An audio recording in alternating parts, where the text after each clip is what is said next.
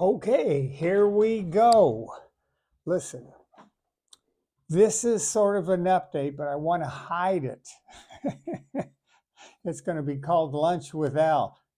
Al be having lunch with me.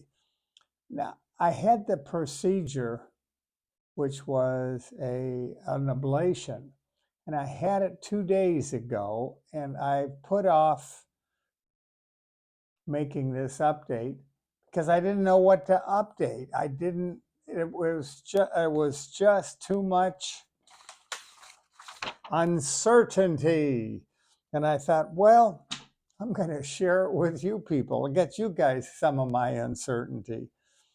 Now, there are a lot of things I'm not uncertain about. The first is watch my little mini series of Lunch with Al, because I have short little videos with interesting people and people that have had phenomenal results, and I love making it. Oh, they're just such fun, selfishly, because I get to meet and I've already known most of them, but I get to talk to them and get to know them better.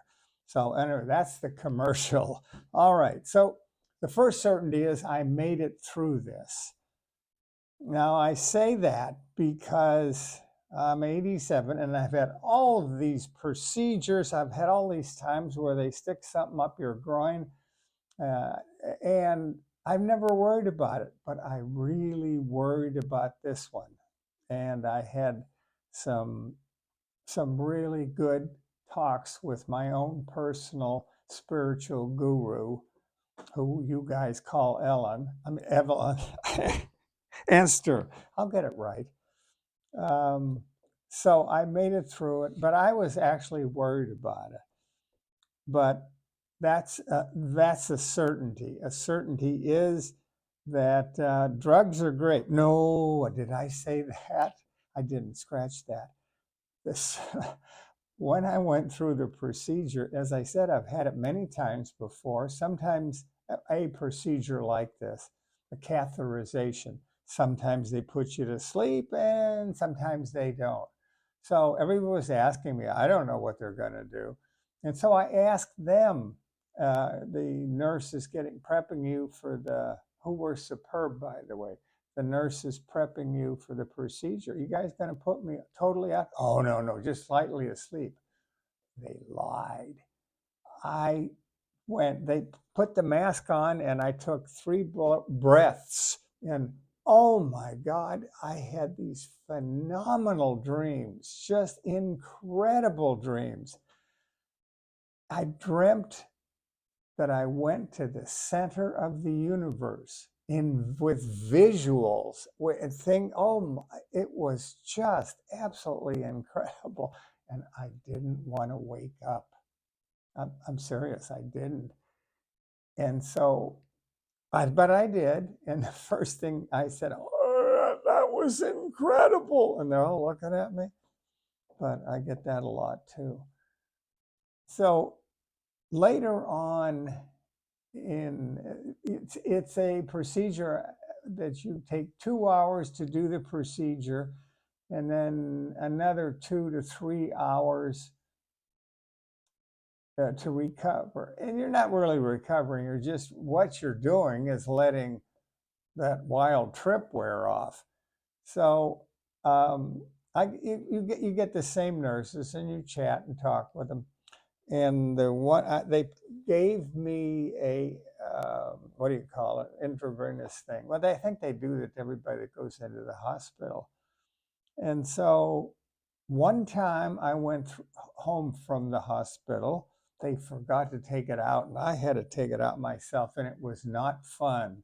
So I said, whatever your name is, Bill, I said, I want you to take this out. No, we can't. They can't take it out until just before they put you in the chair to get out of there, because one time it happened, it may happen again.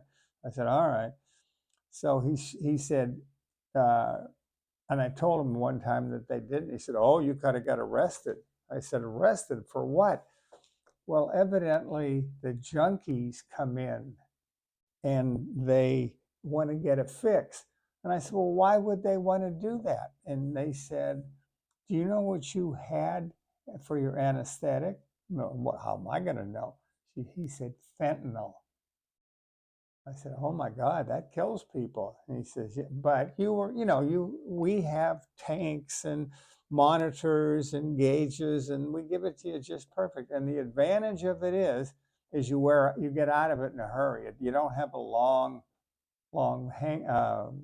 anesthetic hangover, which people and I used to have.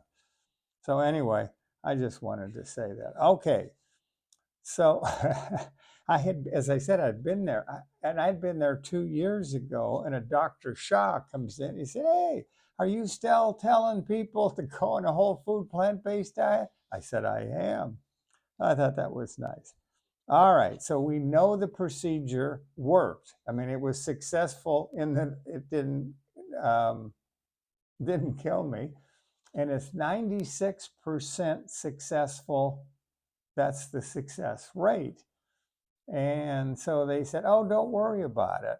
And then I said, well, if it's so great, how come people are going back in and having it done again? He said, oh, that's a tune-up.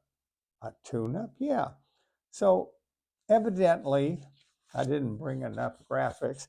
There's a node in the heart. Let me write that one down. Okay, there's a node in the heart, and it sends out signals for the heart to beat. But if you have atrial flutter or atrial fib, that signal goes out and comes right back around again. Now, in